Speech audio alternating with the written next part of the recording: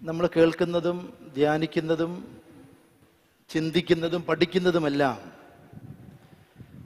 യുഗാന്ത്യത്തെക്കുറിച്ചുള്ള ചിന്തകളാണ്. യുഗാന്ത്യ ചിന്തകൾ. അത് നമ്മുടെ കർത്താവായ യേശുമശിഹ അദ്ദേഹത്തിൻ്റെ പ്രഭാഷണങ്ങളിലും ഉപദേശങ്ങളിലുമൊക്കെ യുഗാന്ത്യത്തെക്കുറിച്ച് സംസാരിക്കുന്നുണ്ട്. ആ വേദഭാഗങ്ങളാണ് കഴിഞ്ഞ ശ്രീബാ പെരുന്നാളിനും ശ്രീബാ പെരുന്നാളിന് ശേഷമുള്ള ഒന്നാമത്തെ ഞായറാഴ്ചയും ഇന്ന് രാവിലെയും നമ്മൾ വായിച്ചു കേട്ടത്.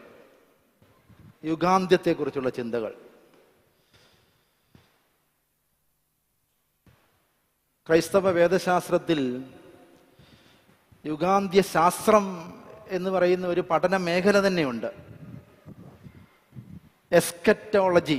എസ്കറ്റോളജിക്കൽ സ്റ്റഡീസ് എന്ന് പറയും. അതൊരു പ്രത്യേക ശാസ്ത്ര ശാഖയാണ്, പഠന മേഖലയാണ് യുഗാന്ത്യ ശാസ്ത്രം. ഈ യുഗം അവസാനിച്ച് അടുത്ത യുഗത്തിലേക്ക് പ്രവേശിക്കുമ്പോൾ ഈ ലോകത്ത് മനുഷ്യനുണ്ടാകുന്ന അനുഭവങ്ങളെക്കുറിച്ചുള്ള പഠനമാണ്. ഇതൊരു ശാസ്ത്ര പഠനമാണ്.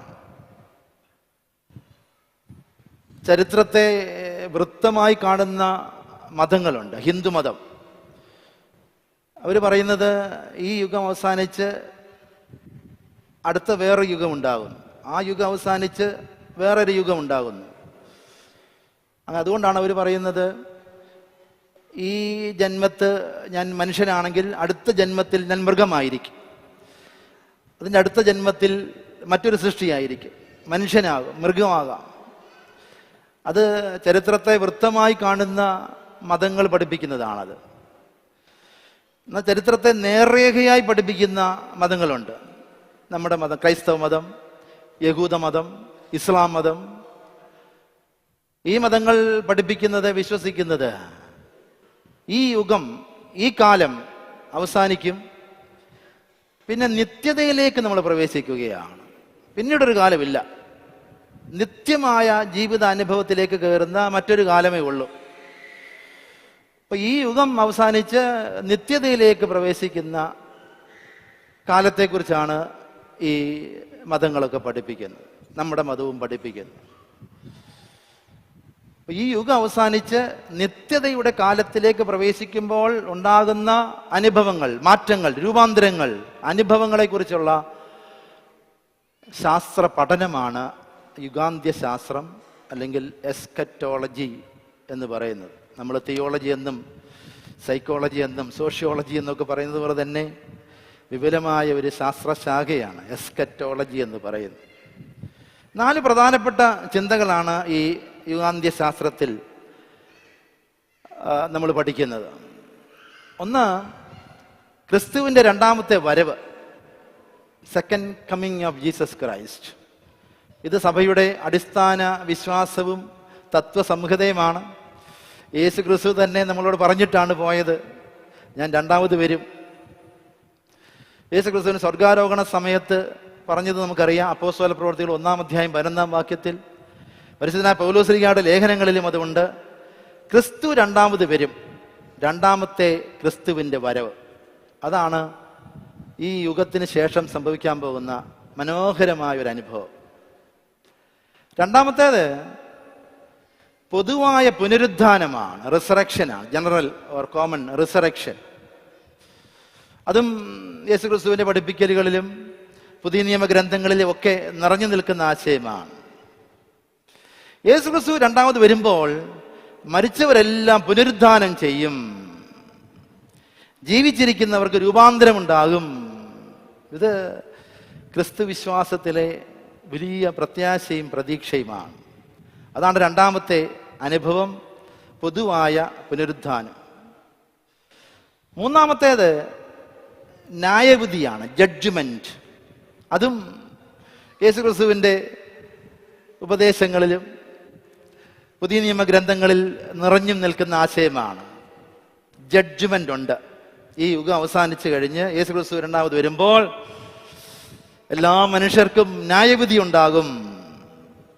അതാണ് വിശുദ്ധനായ മത്തായി ശ്ലീഹായുടെ സുവിശേഷം 25-ാം അധ്യായത്തിന് 31 മുതലുള്ള വാക്യങ്ങളിൽ യേശുക്രിസ്തു പറയുന്നത്, മനുഷ്യപുത്രൻ തൻ്റെ മഹിമയോടെ തേജസ്സോടെ രണ്ടാമത് വരുന്നതിനെക്കുറിച്ചും അവിടെ ന്യായവിധി നടത്തുന്നതിനെക്കുറിച്ചും രേഖപ്പെടുത്തിയിരിക്കുന്നത്. ജഡ്ജ്മെൻറ്റ്. നമ്മുടെ ഈ ലോക ജീവിതത്തിൽ നമ്മൾ ചെയ്യുന്ന പ്രവർത്തികൾക്ക് അനുസൃതമായിട്ടാണ് ആ ന്യായവിധി ഉണ്ടാകുന്നത്. അതുണ്ടാകും, തീർച്ചയാണ്. അത് സഭയുടെ വലിയ വിശ്വാസവും പ്രതീക്ഷയുമാണ്.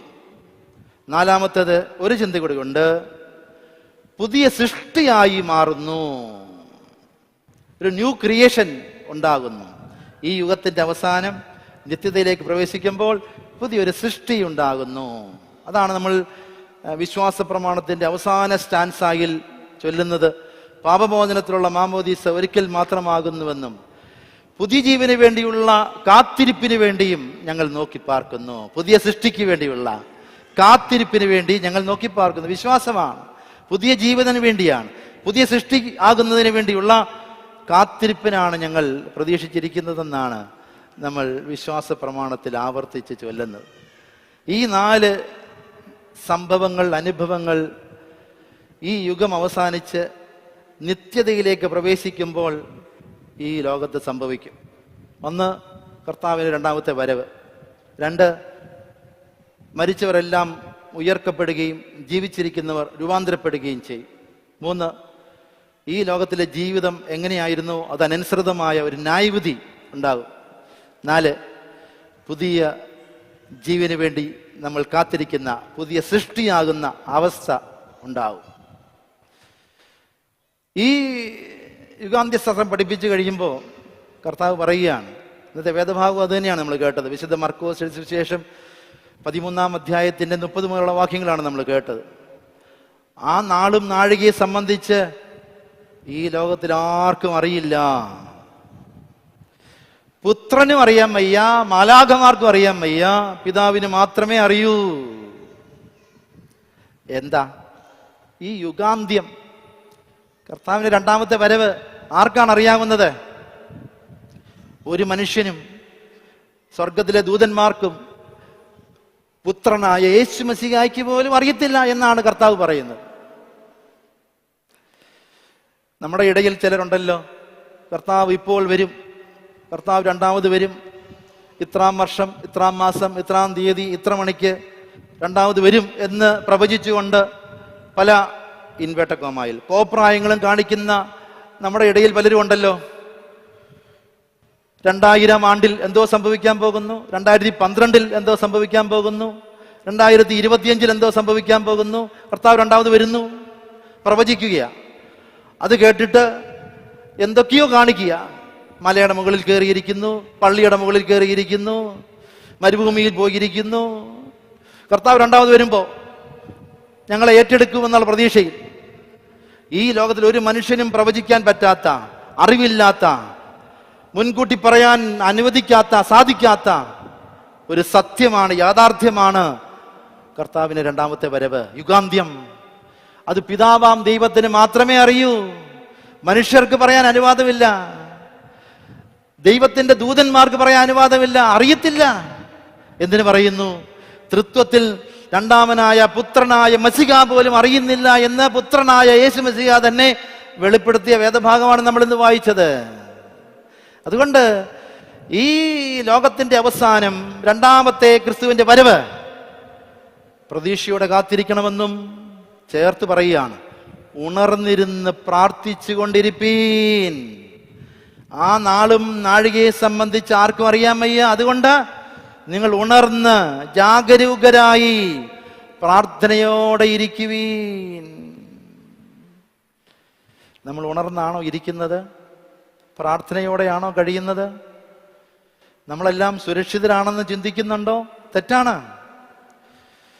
എൻ്റെ കയ്യിൽ ധാരാളം പണമുണ്ട്, ഞാൻ സുരക്ഷിതനാണെന്ന് ചിന്തിക്കുന്നുണ്ടോ ആരെങ്കിലും? മടയത്തരമാണ്. എനിക്ക് നല്ല ആരോഗ്യവും സൗന്ദര്യവുമുണ്ട്, ഞാൻ സുരക്ഷിതനാണ് എന്ന് ആരെങ്കിലും ചിന്തിക്കുന്നുണ്ടോ? തെറ്റാണ്. ഞാൻ ഇന്ന കുടുംബത്തിൽ ജനിച്ച ആളാണ്, എൻ്റെ മക്കളൊക്കെ ഉന്നതമായ സ്ഥാനത്തെത്തിയിരിക്കുന്നു, അതുകൊണ്ട് ഞാൻ സേഫാണ് എന്ന് ആരെങ്കിലും ചിന്തിക്കുന്നുണ്ടോ? തെറ്റാണ്, മണ്ടത്തരമാണ്. യേശു ക്രിസ്തുവിൻ രണ്ടാമത്തെ വരവ് ഏത് സമയത്ത് സംഭവിക്കാം. ഉണർന്നിരിക്കാൻ, പള്ളിയിൽ പോകാൻ, പ്രാർത്ഥിക്കാൻ, വീട്ടിൽ പ്രാർത്ഥിക്കാൻ, നോമ്പ് നോക്കാൻ, ഉപവസിക്കാൻ സമയം കിട്ടുമ്പോഴെല്ലാം അത് ചെയ്തിരിക്കണം. അതാണ് ഇന്നത്തെ സന്ദേശം.